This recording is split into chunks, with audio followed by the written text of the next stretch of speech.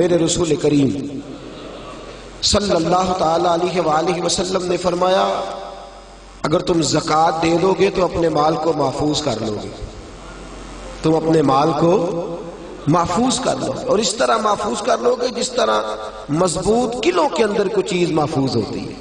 زکوٰۃ دے دو گے تو تمہارا مال محفوظ ہو جائے گا، بچ جائے گا۔ پھر سال گزرنے پر زکوٰۃ دینی ہے۔ سال گزرنے سے مراد وہ والے مہینے نہیں وہ وڈیریاں نے یاد کر لینے سون بھادو اسو تے منڈے کہنے نے جنوری فروری، تو اسلامی مہینے کدھر گئے جی؟ تو زکوٰۃ جو ہے وہ چاند کے مہینوں کے حساب سے فرض ہے، یاد رکھیں۔ اعلیٰ حضرت فاضل بریلوی رحمۃ اللہ تعالیٰ نے فتاوی رضویہ شریف میں فرمایا ہے کہ چونکہ یہی مہینے حج کے ہیں، حج کس حساب سے ہوتا ہے؟ چاند کے حساب سے۔ کس حساب سے بولیے گا جی؟ رمضان کس حساب سے آتا ہے؟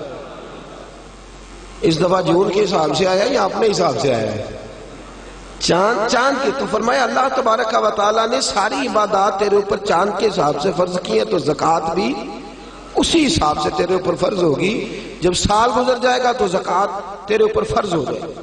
اب جتنا بھی مال انسان کے پاس ایسا موجود ہے کہ جو اس کی ضروریات، فقہ کے اندر کہتے ہیں اس کو حاجات اصلیہ، وہ حاجات اصلیہ سے جتنا مال بھی زیادہ ہے، ایک آدمی کو ایک موٹر سائیکل کی ضرورت ہے اور اگر اس نے 2 رکھی ہوئی ہے تو اسے دوسرے پر زکوٰۃ دینی ہوگی۔ ضرورت کتنی کی تھی؟ ایک کی، اس نے 2 رکھ لی۔ جاگ رہے نا آپ لوگ، اللہ آپ کو جزائے خیر دے۔ تو 2 رکھ لی اس نے، تو اس نے زکوٰۃ دینی ہے۔ اب زکوٰۃ کیا ہر سال دینی ہے؟ اگر ہر سال مال کے نصاب رہے گا، میں نے کہا تھا آپ کو تھوڑا سا توجہ کرنی پڑے گی، ہر سال وہ مال کے نصاب ہوگا اور سال کے شروع سے لے کر آخر تک اگر وہ مال کے نصاب رہا تو اس نے زکوٰۃ، درمیان کے اندر اگر کمی بیشی ہو گئی، یہ بات آپ نے غور سے سننی ہے۔ میرے پاس صدر الشریعہ مولانا امجد علی اعظمی رحمۃ اللہ علیہ خلیفہ اعلیٰ حضرت کتاب میں 7 رکھے ہوئے ہیں، 7 جو ہمارے ہاں انسائکلوپیڈیا ہے فقہ حنفی کا۔ میں بڑی باریک کر کے اور آسان کر کے مسائل فقہ آپ کی خدمت میں عرض کرنے کی کوشش کر رہا ہوں، سمجھیے گا بات۔ ایک شخص کے پاس پیسے موجود تھے، 10 لاکھ روپیہ پڑا تھا اس کے اکاؤنٹ میں۔ اب اس کے پاس یکم رمضان کو 10 لاکھ روپیہ تھا، لیکن درمیان میں وہ 9 بھی ہوا ہے، وہ 8.5 بھی ہوا ہے۔ جب اگلے سال کا یکم رمضان آیا تو وہ پھر 10 لاکھ ہو گیا، وہ چاہے 1 مہینہ پہلے ہو یا 1 منٹ پہلے ہو، اس نے اس کی زکوٰۃ۔ اب وہ یہ نہیں کہہ سکتا کہ میرے پاس تو درمیان میں 2-3 دفعہ کم بھی ہوا ہے تو سال تو گزرا ہی نہیں۔ ہاں، مال فی نفس سے ہی ختم ہو جائے، بالکل ختم ہو جائے، رہے ہی نہ۔ ایک دفعہ 10 لاکھ کا 10 لاکھ ہی چلا گیا، اس کی جیب میں کوئی شے نہیں بچی۔ اب جب نئے سرے سے 10 لاکھ آئے گا تو سال اس حساب سے کاؤنٹ کیا جائے، تو اس پر زکوٰۃ دینی ہے۔ ہاں، اگر اس نے قرض دینا ہے تو پہلے قرض ادا کرے گا، پھر وہ زکوٰۃ دے گا۔ زکوٰۃ دینے کی بات آپ کی سمجھ میں آ گئی؟ کتنی دینی ہے؟ نصاب کتنا ہے؟ ویلو پھر سونے دی گل ہی کر دے ہو، اللہ میں چاندی دی بھی کیتی ہے، 52.5 تولے چاندی یا 7.5 تولہ سونا، اس پر زکوٰۃ آئے گی۔ سال گزرنے کے بڑا آسان رکھا ہے شریعت نے اس نے، اور جو ضروریات سے زیادہ چیزیں ہوں گی اس پر زکوٰۃ آئے گی۔ اور مال تجارت پر زکوٰۃ آئے گی، سن لے، کس مال پر زکوٰۃ آئے گی؟ سارے بولنے ایک دفعہ آپ کو یاد ہو جائے، کس مال پر؟ مال، یعنی جو مال آپ نے انویسٹ کیا ہوا ہے نا، نفع پر نہیں آئے گی، سن لے، مال تجارت پر ہے۔ یعنی جتنا دکان کے اندر مال پڑا ہے، کپنا جتنا پڑا ہوا ہے، برتن جتنے پڑے ہوئے ہیں دکان کے اندر، جس قدر سامان پڑا ہوا ہے سب کا حساب لگا کے زکوٰۃ دینی، سب کا حساب لگا۔ وہ اس طرح نہیں دینی زکوٰۃ کہ پرانے کپڑے نئے جو آئے تھے عید پہ وہ تو بک گئے، پرانے رہ گئے جن کو خریدتا کوئی نہیں، تو اب ارادہ کیا چلو یہ زکوٰۃ میں دے دیتے۔ اس طرح لن تنالوا البر حتی تنفقوا مما تحبون، فرمایا تجھے نیکی اس وقت ملے گی جب تو اپنی پیاری چیز اللہ کی راہ میں خیرات کرے، جب تو اپنی پیاری چیز اللہ کے راستے میں۔ اور سن لیں، جب کسی کو زکوٰۃ دیں گے تو اسے مالک بھی بنانا ہوگا۔ کیا کریں گے؟ اسے مالک بنانے سے مراد یہ ہے کہ آپ اس کے ہاتھ میں دیں گے کہ بھئی یہ تیرے ہیں، تو اپنی مرضی سے ان کو استعمال ہے۔ یہ نہیں کہہ سکتے کہ میں نے روٹی پکائی ہے چل کھا اور نکل جا، زکوٰۃ ہو گئی۔ اس طرح زکوٰۃ ادا۔ ایک صاحب بعض اوقات لوگ جو ہوتے ہیں وہ آتے ہیں، ایک دوست میرے پاس بھی آئے، کہنے لگے مدرسے میں زکوٰۃ دینی ہے، مجھے کوئی کام بتائیں مدرسے کا، وہ کام میں کر دوں۔ میں نے کہا آپ کہیں اور چلے جائیں۔ بھئی زکوٰۃ سے مراد یہ ہے کہ آپ اس کو مالک بنائیں، جہاں ضرورت ہوگی وہاں وہ اس چیز کو خرچ۔ تو میں نے کہا ویسے بھی اگر اعتماد اتنا تھوڑا ہو تو وہاں تو زکوٰۃ ہوتی نہیں کہ مجھے بتا دیں کہ میں کچھ کر دوں۔ تو میں نے کہا تھوڑا تھوڑا دوسروں کو بھی دیانتدار سمجھے، سب نے دنیا سے جانا ہے، اللہ کی بارگاہ میں حاضر ہونا ہے، آپ کہیں اور چلے جائیں۔ ویسے بھی ہم نے تھوڑا رویہ اور طرح کا رکھا ہوا ہے ان معاملات کے اندر، ہم ذرا ویسے ہی محتاط چلتے ہیں۔ تو عرض کرنے کا مقصد یہ ہے کہ آپ سامنے والے کو مالک بنائیں، اسے آپ مجبور نہیں کر سکتے۔ ایک مثال سنیے، اگرچہ کپڑے دینے سے زکوٰۃ ادا ہو جاتی ہے، لیکن ایک آدمی کے پاس کپڑے تو ہیں، دوائی کے پیسے نہیں، آپ اسے زکوٰۃ دیتے ہیں، کہتے ہیں کپڑے خرید لے۔ اسے کپڑوں کی ضرورت ہے کہ دوائی کی؟ وہ بغیر دوائی کے اٹھ ہی نہیں سکتا چارپائی سے، آپ نے اسے پابند کر دیا ہے کہ تو نے کپڑے لینے ہیں، تو وہ کیا کرے گا؟ تو آپ اسے مالک بنائیں۔ اور پھر شریعت کہتی ہے کہ مستحب یہ ہے کہ ایک کو زکوٰۃ زیادہ دو تاکہ اس کا کچھ بن جائے۔ بلکہ حضرت عمر بن عبدالعزیز تو فرمایا کرتے تھے کس کو زکوٰۃ لگتی ہو تو اتنی دے دو کہ اگلے سال وہ خود زکوٰۃ دینے کے قابل ہو جائے۔ یہ جو بانٹنے کا طریقہ ہے نا، 100 کر کے، وہ فقیر ساری زندگی، اور میں اکثر کہتا ہوں مانگنے والا بھی ساری زندگی اسی چکر میں رہتا ہے، اسی چکر میں۔ حاجی صاحب نے اس دفعہ آٹے کا توڑا دیا تو جاتی دفعہ کہتے ہیں اگلے سال بھی ساڑھا خیال رکھے گے۔ او خدا کے بندے، اگلے سال بھی تیرا یہی پروگرام ہے مانگنے کا ہی، تو یہ دعا کیوں نہیں کرتا کہ یا اللہ اگلے سال مجھے دینے کی توفیق عطا فرما، مجھے ہمت دے، اگلے سال میں دینے لگ جاؤں۔ تو زکوٰۃ آپ سامنے والے کو مالک بنائیں اور ضروریات سے زیادہ حساب لگائیں۔ ہر شے سن لیں، جو بچی کے لیے آپ نے جہیز بنا کے رکھا ہوا ہے اس پر بھی زکوٰۃ آئے گی، آپ نے اس پر بھی زکوٰۃ دینی ہے۔ آپ نے اپنے مکان کے لیے پیسے رکھے ہوئے ہیں کہ میں نے مکان خریدنا ہے، خرید لیں گے تو زکوٰۃ نہیں آئے گی، اور جب تک خریدتے نہیں اس وقت تک زکوٰۃ آئے گی۔ اللہ تبارک و تعالیٰ نے جو قاعدہ ہمارے لیے بیان فرمایا، ہمیں اس قاعدے کو ہمیشہ یاد، اور باریک حساب کریں زکوٰۃ کا، باریک حساب کریں، ایک آنا بھی پیچھے نہیں بچنا چاہیے، زیادہ سے زیادہ دیں، زیادہ سے زیادہ دیں۔ ہم لیتے وقت حساب باریک کرتے ہیں اور دیتے وقت کون سا کرتے ہیں بھلا؟ موٹا جی وہ کیا ہوتا ہے جی؟ وہ موٹا تو چاہیے تھا نا، ذرا موٹا ہوتا ہو، لیکن وہ ہم کام نہیں کرتے۔ باریک حساب کریں، فرض جو ہوتا ہے نا، فرض دیکھیں، ایک شخص کہتا ہے میں موٹا کر کے عشاء کی نماز پڑھ رہا ہوں، کتنی رکعتیں پڑھی ہیں؟ کہ مجھے یاد ہی نہیں، تو نماز ہو گئی اس کی؟ اسے پتا ہونا چاہیے میری انویسٹمنٹ کتنی ہے، میرے ضروریات کتنی ہے، اور میں نے کتنے پیسے میں بچاتا ہوں، مجھے ان پر زکوٰۃ دینی ہے۔ زکوٰۃ دینی کس کو ہے یہ سن لیں۔ یہ قرآن مجید نے 10 لوگ بیان کیے ہیں، لیکن ان میں سے کچھ ایسے ہیں جن کو اب زکوٰۃ نہیں دی جا سکتی، زکوٰۃ دی نہیں جا سکتی۔ مثلا ایک قرآن مجید نے مؤلفۃ القلوب بیان کی ہے، جو لوگ نئے کلمہ پڑھتے ہیں ان کی تالیف قلب کے لیے ان کو ان کے گھر والے خاندان والے نکال دیتے تھے، ان کو بھی زکوٰۃ دی جا سکتی تھی تاکہ وہ اپنے پیروں پر کھڑے ہو۔ ایک زکوٰۃ دی جاتی تھی رقاب کو قرآن کہتا ہے، یعنی غلام آزاد کرانے کے لیے، وہ بھی معاملہ اب ختم ہو گیا۔ اب زکوٰۃ کس کو دیں گے؟ ایک زکوٰۃ لگے گی مسکین کو، فقیر کو اور مسکین کو۔ فقیر اس کو کہتے ہیں جس کے پاس ضروریات کی چیزیں موجود نہ ہوں۔ کون سی چیزیں جی؟ یعنی وہ اپنی ضروریات بھی بیچارہ خود پوری نہیں کر سکتا، وہ اپنی دوائی نہیں لے سکتا، وہ اس کی آمدن اتنی تھوڑی ہے کہ وہ جو اس کی تنخواہ ہے ماہانہ اس سے وہ اپنی گزر اوقات نہیں کر سکتا، تو اس کو کیا کہتے ہیں؟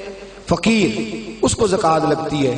مسکین اس کو کہتے ہیں جو اتنا غریب ہو کہ صبح کی روٹی ہو اور شام کی روٹی بھی اس کے پاس موجود نہ ہو، اس کو بھی زکوٰۃ لگتی ہے۔ پھر اس کے بعد جو عاملین زکوٰۃ ہوتے ہیں، یعنی جن کی ڈیوٹی ہوتی ہے زکوٰۃ اکٹھی کرنے کی، ان کو بھی زکوٰۃ میں سے تنخواہ دینا جائز ہے۔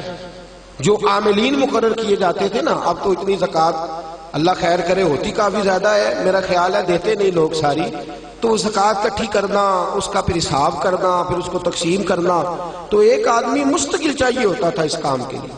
تو عاملین زکوٰۃ جو ہوتے تھے ان کو بھی زکوٰۃ میں سے تنخواہ دی جاتی تھی۔ نبی پاک صلی اللہ تعالی وسلم نے دی ہے، صحابہ نے دی ہے، قرآن نے اس کی اجازت دی ہے، ان کو بھی زکوٰۃ لگتی ہے۔ اسی طرح ایک قرآن مجید نے شخص بیان کیا جس کو غارم کہتے ہیں، یہ آپ نے بڑی توجہ کرنی ہے، اس کو خاص کر سننا۔ غارم وہ شخص ہوتا ہے جو مقروض ہوتا ہے، اور میرے نبی پاک صلی اللہ علیہ وسلم نے فرمایا مقروض بھی قیدی ہوتا ہے، تو اس مقروض کا قرضہ ادا کرنے کے لیے بھی زکوٰۃ دینا جائز ہے، اس شخص کو بھی زکوٰۃ لگ جاتی ہے، وہ بھی مستحق زکوٰۃ ہے کہ اس طرح قرض میں پھنس گیا ہے کہ دو قسم کے مقروض ہوتے ہیں، ایک وہ ہوتے ہیں جتنا مارکیٹ میں دینا ہوتا ہے اس سے زیادہ لینا بھی ہوتا ہے، اس کو آپ غارب نہیں کہتے، اس کا تو کاروبار ہے، وہ چل رہا ہے، دے رہا ہے، لے رہا ہے۔ لیکن کچھ ایسے غارب ہوتے ہیں جو پھنس گئے ہیں، الجھ گئے، ان کا کاروبار ڈوب گیا ہے، سرے سے بیچارے الجھ گئے، ان کو آپ زکوٰۃ دیں، ان کو نئے سرے سے میدان کے اندر کھڑا کریں۔ بعض اوقات ایسے اچھے بزنس مین ہوتے ہیں ملک کے اندر، ایسے اچھے کاروبار کرنے والے لوگ ہوتے ہیں، لیکن کسی وجہ سے الجھ جاتے ہیں، کسی وجہ سے الجھ جاتے ہیں، دیوالیہ ہو جاتے ہیں، لوگ ان پر پھبتیاں کستے ہیں، مذاق اڑاتے ہیں، الزامات لگاتے ہیں، لیکن یہ نہیں دیکھتے کہ بھائی تجارت وہ کر رہا تھا، وہ شخص الجھ گیا کسی وجہ سے، اس کو آپ زکوٰۃ دیں، اس کو زکوٰۃ دیں۔ حضرت وہب ابن منبہ رحمۃ اللہ تعالی علیہ فرماتے ہیں سب سے زیادہ زکوٰۃ مقروض تاجر کو دو، اس لیے کہ تاجر ریڑھ کی ہڈی ہوتا ہے، اگر وہ کھڑا ہو جائے گا تو معاشرے میں کئی اور لوگ بھی کھڑے ہو جائیں گے، کاروبار ہوگا، فیکٹریاں لگیں گی، لوگوں کو روزگار ملے گا، تو سب سے زیادہ مقروض آدمی کا خیال رکھا جائے۔ پھر اس کے بعد فی سبیل اللہ، ایک ابن سبیل ہے، ابن سبیل کہتے ہیں مسافر کو، یعنی ایسا شخص جو گھر سے نکل آیا ہے، اس کے گھر میں مال بہت زیادہ تھا لیکن مسافر ہو گیا، جس جگہ وہ موجود ہے اس جگہ اس کے پاس پیسے موجود، ہاں اب یہ مسافر بھی مسافر نہیں رہے، اب تو 1 منٹ لگتا ہے، ایزی پیسے سے ہر چیز آ جاتی ہے، آن لائن ہو جاتی ہیں ساری چیزیں، تو یہ بھی اب حکم باقی۔ ہاں ایک فی سبیل اللہ لوگ ہیں، جاگ رہے ہیں آپ لوگ، ایک بار سبحان اللہ کہیے سارے، ایک فی سبیل اللہ لوگ، یہ کون؟ یہ مجاہدین اسلام ہے، وہ آدمی کھاتا پیتا ہے، ہٹا کٹا ہے، تگڑا ہے، لیکن جہاد کے لیے جا رہا ہے، اور اس کے پاس نہ گھوڑا خریدنے کے پیسے، نہ زرہ لینے کے، نہ تلوار لینے کے، اس کے پاس سرمایہ۔ اب آپ اس کو زکوٰۃ دیں گے اور یہ نہیں کہیں گے تو ہٹا کٹا ہے، تجھے کیسے لگ گئی؟ شریعت کہتی ہے کہ اس کو زکوٰۃ لگے گی، اس کو زکوٰۃ دیں گے۔ اسی طرح جو آدمی دین کے لیے وقف ہو جاتے ہیں، طلباء جو دین کے لیے وقف ہو جاتے ہیں، توجہ ہے آپ حضرات کی، قرآن مجید نے کہا کہ ایک جماعت ایسی ہونی چاہیے جو وقف ہو جائے، ڈیوٹی کرے، سن لے کان کھول کے، پھر کہے سبحان اللہ، سارے بولیے۔ یہ جگانے کے لیے کہہ رہا ہوں، داد لینے کے لیے نہیں کہہ رہا، اس میں فرق ہے دونوں چیزوں میں، یاد رکھ۔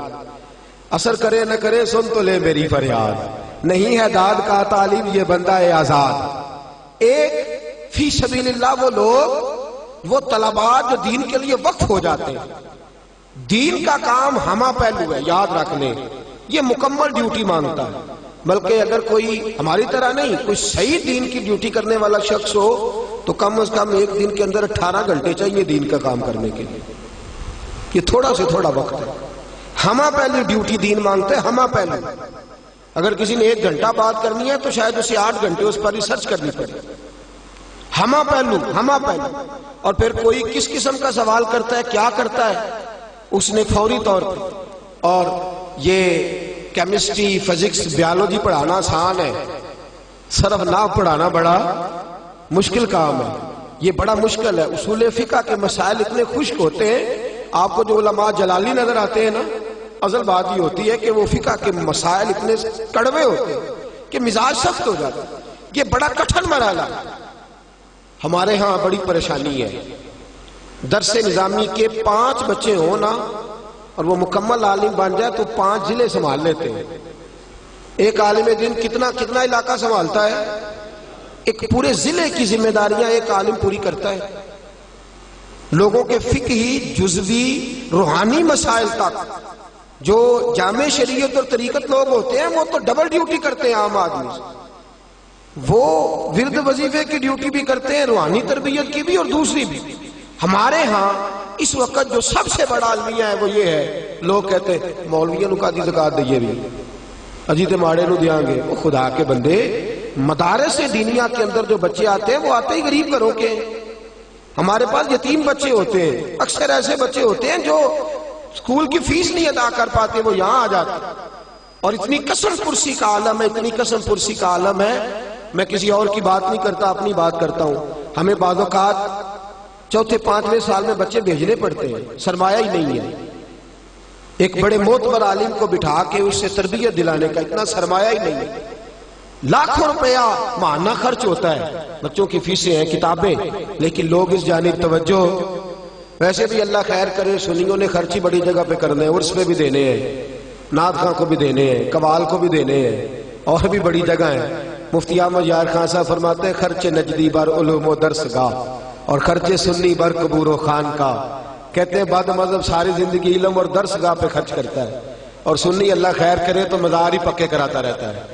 وہ گنبد ہی نیا بنتا ہے, اور ابھی بابا جی نے دفن ہونا ہوتا ہے اس سے پہلے ہی انہوں نے سنگ ماربل لگوا لیا ہوتا ہے. وہ خدا کے بندے, ہو سکتا ہے تو مدینہ ہی مر جائے, وہاں گیا عمرے پہ وہیں رہ جائے. یہ کس قسم کا مزاج ہم نے اپنایا. ہماری درسگاہیں ویران ہیں, علماء کی کتابیں لکھی بھی پڑی ہیں, چھاپنے کو سرمایہ نہیں. حالات دگرگوں ہیں. دین کا کام کرنے والے کچھ لوگ تو ایسے ہیں میری طرح جو دو چار جملے بول دیتے ہیں, عوام میں آ جاتے ہیں. کچھ ایسے لوگ ہیں جو خالص علمی لوگ ہیں, بیٹھ کے پڑھا رہے ہیں, ساری زندگی گزر جاتی. ہم نے اپنے استاد گرامی حضرت مفتی عبداللطیف صاحب قادری رحمۃ اللہ علیہ کو دیکھا ہے. مفتی صاحب پوری ڈویژن کے استاد تھے, ڈویژن کے استاد. حضرت الحاج حافظ حمید اختر صاحب رحمۃ اللہ تعالی علیہ سے لے کر حضرت شبیر شاہ صاحب حافظ آبادی تک